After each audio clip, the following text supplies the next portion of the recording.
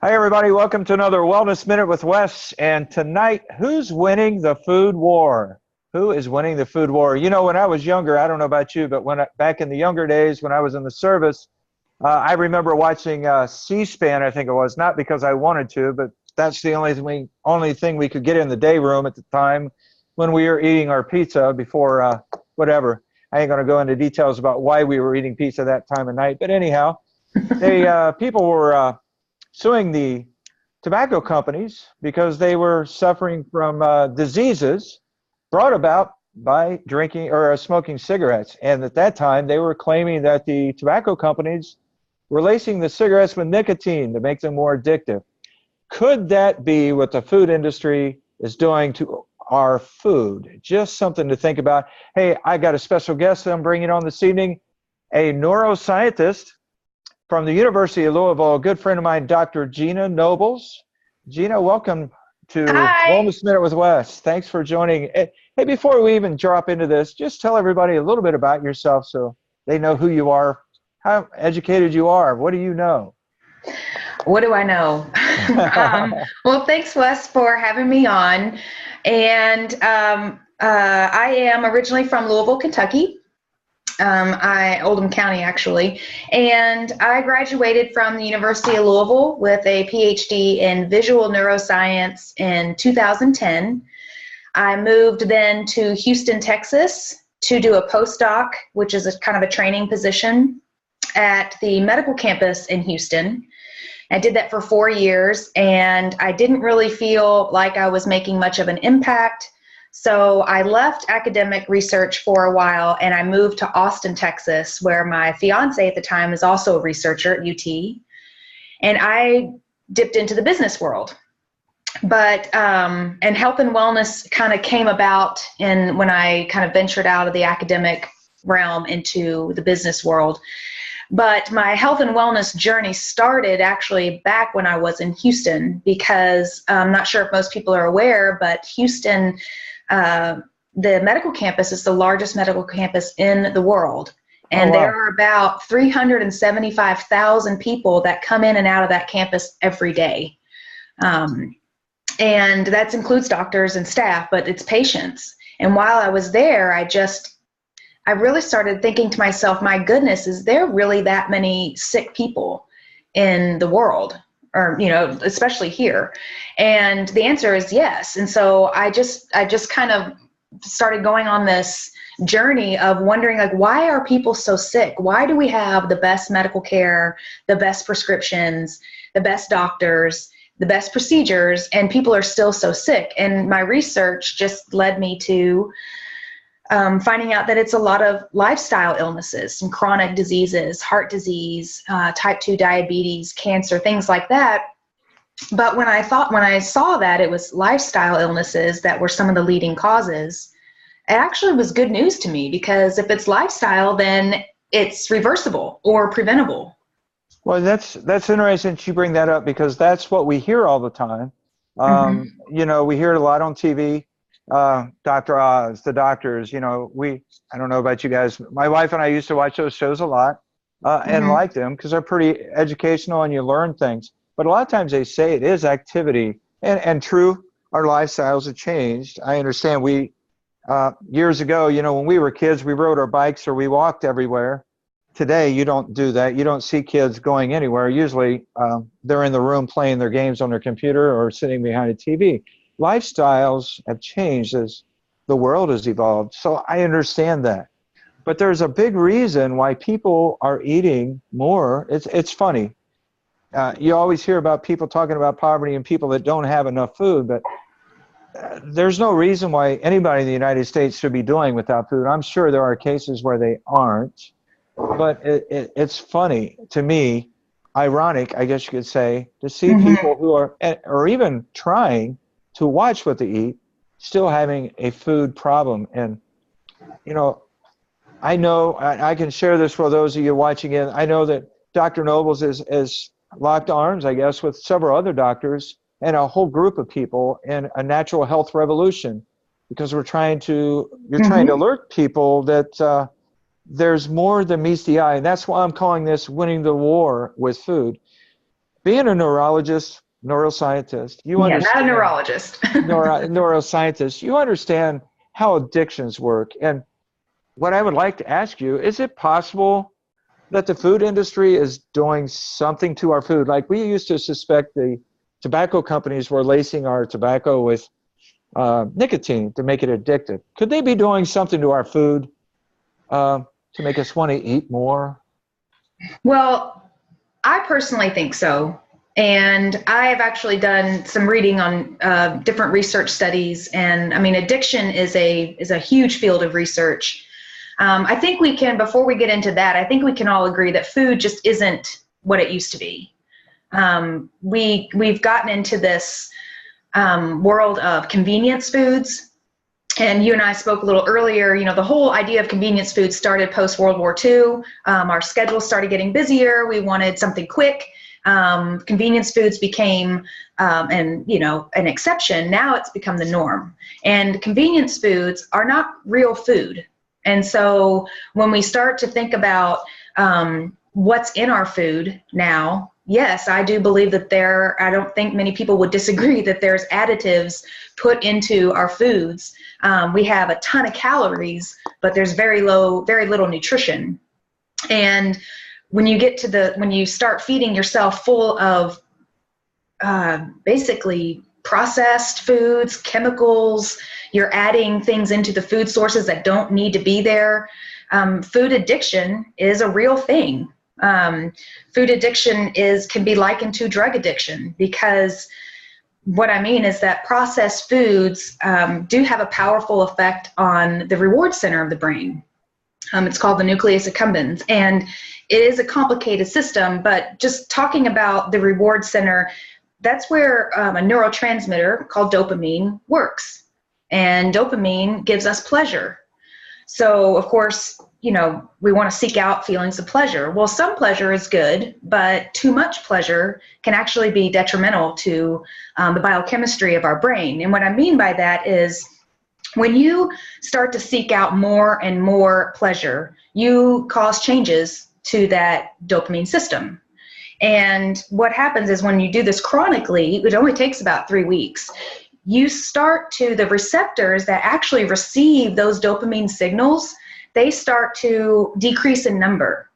So even though dopamine is being released, there are no receptors to receive that signal. So therefore, you don't get that feeling of pleasure. So then you start eating more and more to get that pleasure signal.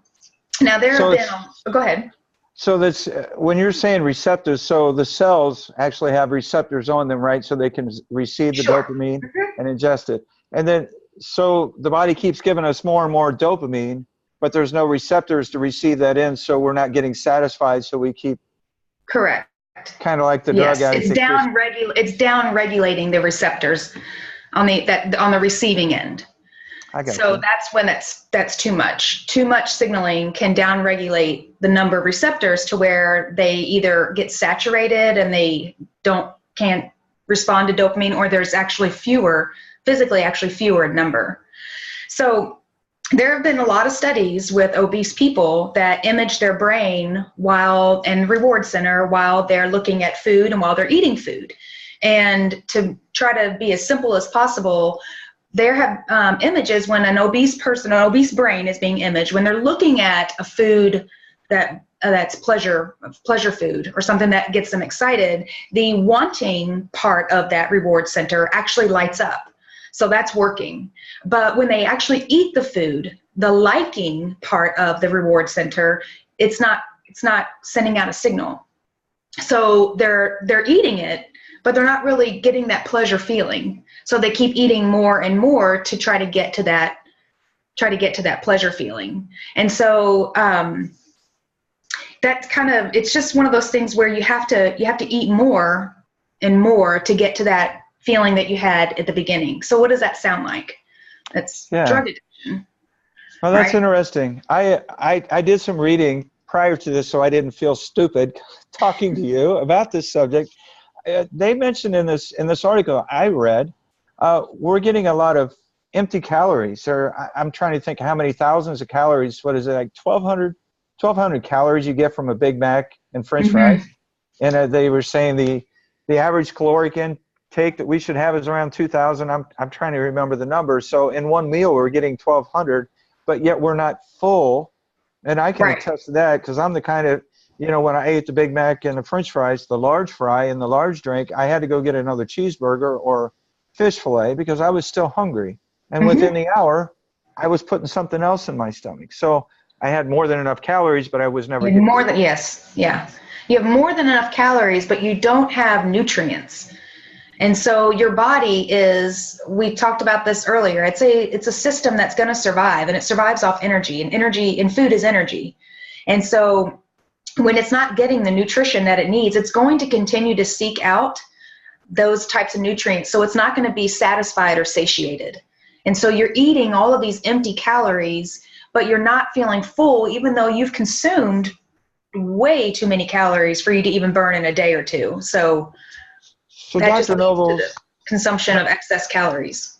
let me ask you, what could the food industry be doing? I'm sure they've got scientists, they've got research and development teams to do what they can do to turn more of a profit. I mean, obviously it's about making money. I would assume that's the bottom line.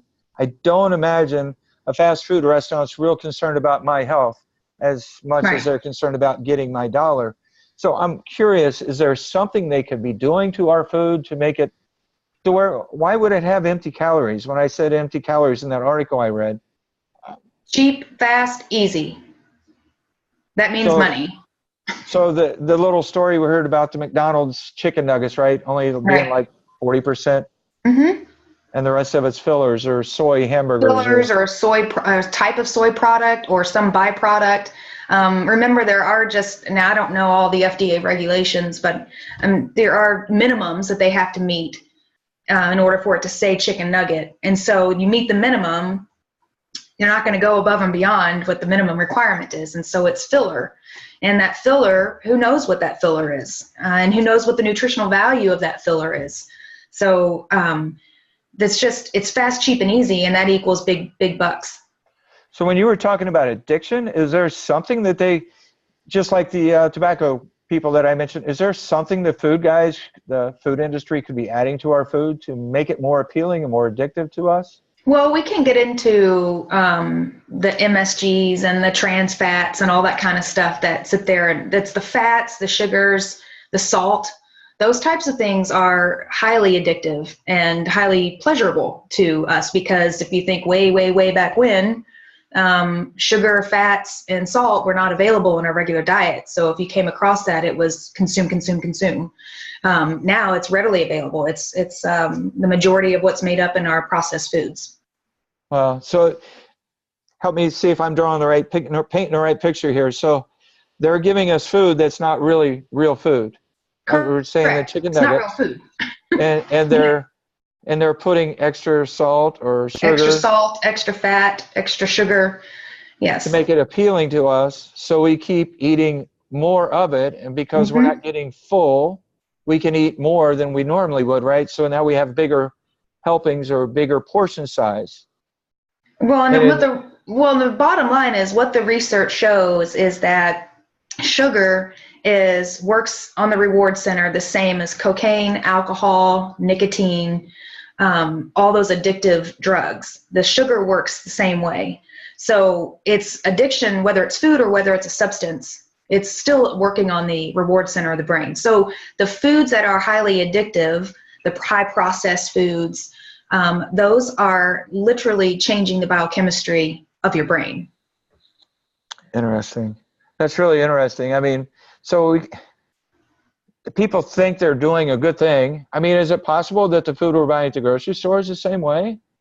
Well, I can't really answer that. I personally would recommend that when you go to the grocery store, you stay on the perimeters because everything that's packaged sitting on the aisle, and honestly, I like to try to get people to think about what they're actually purchasing. If you're going to the middle of the aisle and you're purchasing coffee creamer that has a shelf life of 5 years and you can't read what the ingredients are, shouldn't that be refrigerated? I don't, and I mean, it's just one of those things where if you can't read it, don't eat it.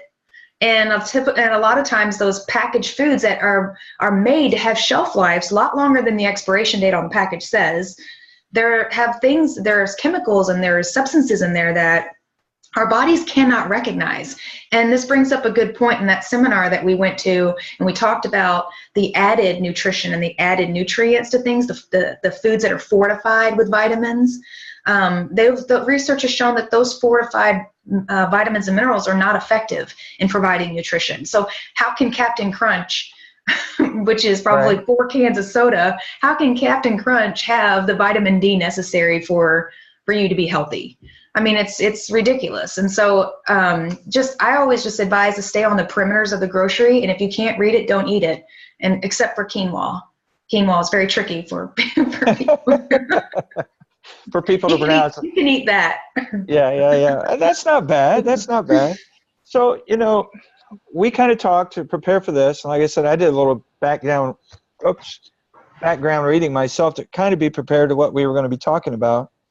You had mentioned that you've developed a passion since you've become a part of this natural health revolution. Mm-hmm. You want to make people aware. And I guess the thing I was driving home tonight, because preparing for this kind of turned me on to the fact that maybe we are being misled or misguided. It's kind of like the Big Brother thing where, they're just wanting our money as long as they hurt us over here, give us what they want us to buy. Correct. And give us and keep us coming back and give us the kind of food that makes us to want to eat more and to bring, to make it addictive to us, to make us want more, to make us eat more. And now, guess what? Now we've got healthcare issues. So now what do? They start feeding us with medications. Mm-hmm. I don't know. I just see a vicious cycle, and maybe it's just me. The conspiracy. Yeah, I'm the conspiracy theory guy, right? To think that everybody's out to get me, that type of thing. But it really makes me wonder if really one of the biggest problems we're facing today is the money-hungry organizations. I'm just saying the food industry. Is it perhaps they have doing something to us? Well, I would agree, but I would agree, and that's one reason why I feel so compelled to share and educate about the reality of the situation. We all have choices, but sometimes convenience and choice, they get, it's not as easy as it's easier said than done, rather, with our busy, overscheduled lives and the reality of the cost of goods and whatnot and the time. It's all about choice. And so it's not okay that there are things added to foods to keep you coming back. That's not okay. And yes, do you have the choice whether or not to go to the drive-thru or not? Yes, of course you do. But without sounding so doom and gloom, we also want to talk about a solution. And so one of the solutions is to actually, is that you and I both want to share, is to get complete and pure nutrition in your body. And so we're not talking about eating wheatgrass and a bunch of salads all the time. Pure and complete nutrition is, we know, as you and I both know, is a superfood. And our convenient lifestyle is Moringa oleifera. That is a plant that is packed with your over 90 vitamins and minerals. It's got 46 antioxidants, 36 anti-inflammatories, omegas 3, 6, and 9s, and all of your 9 essential amino acids, the amino acids that you have to have that you don't make yourself. So all of that in one plant is pure and complete nutrition. And when your body receives pure and complete nutrition, you're not going to be craving all of those empty calories that people experience. Kind of gives you homeostasis or equal balance, how are you going to say it? Kind of makes everything equalize out. Mm-hmm. It's kind of nice that you say that, because that is one of the biggest issues as a society. And I will say the same thing. My life has changed. It's just the wife and I at home. And for years, there were 5 of us here in the household, sometimes 6, sometimes 7 when the boys' girlfriends were here. And so my wife's used to making these huge meals every night after work. And now all of a sudden it's just the 2 of us. And now it's a struggle. What are we going to make? Because she doesn't want what I want, and I don't want what she wants, or she doesn't want to cook, or I'm too tired to cook. Yep. So I'll make a ham sandwich, and that type of thing. Now it's convenience, and we're in a hurry, and we got to do this. So the nice thing about the Moringa oleifera, in particular the product that we use, right? Mm-hmm. It's just a quick open up, mix with a bottle of water, boom, get it down. That's right. I've got my nutrition for the day. I don't have to worry about meal prep or food prep. It's a good idea to watch what I eat still. But I Sure, can of honestly course. say I'm not so concerned about that as I was prior to, before I started drinking the Moringa oleifera. And you'll find that when you start to give your body the nutrients that it so desperately needs to perform at its optimum, that you no longer are going to have the cravings of the sugar and the high fat, because sugar and fat are rich energy sources, and so that's why your body craves those. That's the fastest bang for its buck, the biggest bang for its buck. So that's because it's starving for nutrients. But when you give it nutrients, you're no longer going to have to crave those high energy foods anymore. And that's your body feeling itself. As we close it down, I want to ask you one question, because you're talking about that. When the body craves food, it's all about energy. So when the cells want more energy, what do they send some kind of signal to the brain? The brain drops a chemical in our bloodstream or something to make us crave? Yeah, that's the leptin system. We won't go into that, but that's the hunger hormone, and that kind of. Okay, so that's actually a process in the Bible or in the body itself that tells us that we're hungry. So if we can satisfy that by doing what we're talking about here about ingesting the drink, once that's in our system, that quiets down, so we won't have the urge. Doesn't mean we won't have that. I see that, and I got to have that because it's my hunger, or my fetish, right? A chocolate fetish or something. But I won't have that craving. Correct. That constant need for that constant need for it. That, I mean, of course, you're going to look at this and you're going to look at that and be like, oh, that sounds good. But there's a difference between, oh, that looks good, and a craving and a need. And so that's where the difference is. And as we wrap up, it's one of those things where I just want to make sure that people who are watching this really understand what we're trying to get across, is that I don't believe for 1 minute that anyone wakes up and wants to be obese. I don't believe that they, thought that this was going to be their life, or that they want all the aches and pains and all the medical issues that come along with obesity. It's not a choice. It's not that they chose to do that. But I do want to make sure that we educate people that there is another way, that there is another solution, a possible solution. And that is pure and complete nutrition, not a drug, not another prescription, not starving yourself, not restricting, not eating this and not that, and not doing this past 4 p.m. on Tuesdays, and all that crazy misinformation that's out there with, keto and whatever, what have you, all the stuff that's out there that's confusing people. It's about giving your body what it needs to perform at its optimum, and that's pure and complete nutrition. And just to add to that, something else, and this is where I met Dr. Nobles. We actually met in Louisville at a seminar, because we both follow the same doctor who is promoting this natural health revolution, which I'm glad to be a part of, as well as Dr. Nobles. The thing is, when you get pure natural nutrition, the body recognizes it. So when you consume that, it's readily absorbed into the bloodstream. It's recognized as a real food, as a real ingredient. However, when we partake in it, correct me if I'm wrong, because I'm not a doctor, just like you were talking about Captain Crunch, I do know on the labels on the side, there's recommended daily allowances, and they're required by the government, by the FDA, to have a certain percentage of protein, a certain percentage of this, a certain percentage of that vitamin, recommend daily allowance, right? So how can they say that they have that in there? Obviously, they fortify it. They put stuff in there, synthetic. Right. A synthetic, if I'm correct here, could be a piece or one molecule that might be missing 1 or 2 electrons or something, right? Just a portion of it, right? And so the body doesn't recognize that as a real food. So yes, it's synthetic. It's not a real vitamin. It's not from a real whole source. So the body's not going to recognize that. That's why there is bukus of literature out there talking about multivitamins and how they don't do you any good. There's a ton of literature on that, and a lot of that is about absorption. Vitamins, a lot of them too, if they're covered in a waxy coating so that they can prolong the shelf life, who knows what that coating is. But they don't digest in the stomach. The stomach does not break it down. Around 20% or so of vitamins get actually broken down, and then the rest get passed on through. So the body is not even absorbing multivitamins. The product that we talk about, a gentleman on my team, he called it God's multivitamin, because it's in a powder. It's 100% bioavailable. It's got live enzymes to help aid in digestion, and it's 100% absorbable. So that's awesome. For those of you watching our video here, feel free to reach out to Dr. Nobles. It's Dr. Gina Nobles. She does have a Facebook page. I'm sure you'll respond to a chat messenger. Of course. You know, I always put this out there. If you don't want to drop a comment in the comment section, you want more information, feel free to reach out to either one of us via Facebook Messenger if you want to keep it discreet, under the radar. I don't know about Dr. Nobles, but I usually respond with just information because I consider myself just a connector. I'm not a salesman. So if you're interested in more information on what I consume, I'll be more than willing to share with the information that was shared with me.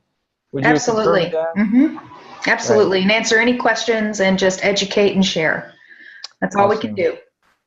Dr. Nobles, I hope to get you back on here because I run this every week, a Wellness Minute with Wes, and cover different topics. And I'm really into the brain stuff. I really am. So being a neuroscientist, I'd like to pick your brain some more on things like that. I would love to. I would love to talk about the research behind Moringa oleifera on our next one. Oh, that'd be great. That'd be great. I'm doing this at least once a week. So if you're available next week, I'll hit you up. Awesome. Sounds good. All right. Thanks for your time. I appreciate it. Have a great evening. Thanks, you too. Bye-bye. Bye.